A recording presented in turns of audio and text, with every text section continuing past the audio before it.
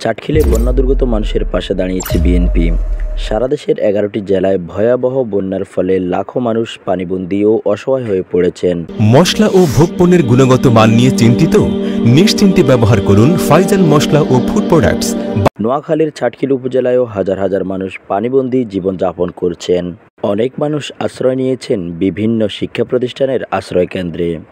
গত 30শে আগস্ট বিএনপির ভারপ্রাপ্ত চেয়ারম্যান দেশনায়ক তারেক রহমানের নির্দেশনায় বাংলাদেশ জাতীয়তাবাদী ছাত্রদলের সাবেক ভারপ্রাপ্ত সভাপতি ও বিএনপি জাতীয় নির্বাহী কমিটির সদস্য মামুনুর রশিদ মামুনের নেতৃত্বে একটি দল চাটখিল টবগা আজম বালক সরকারি প্রাথমিক বিদ্যালয়ে আশ্রয়কেন্দ্রে বন্যার্ত মানুষের খোঁজখবর নেন এবং বন্যার্ত মানুষের মাঝে খাদ্য বিতরণ করেন তারা।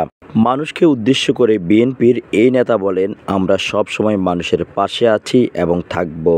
যেখানে মানুষের অসহায়ত্ব সেখানেই থাকবে বিএনপি। সুতরাং জনগণও আমাদের সাথে আছে বলে আমরা বিশ্বাস করি।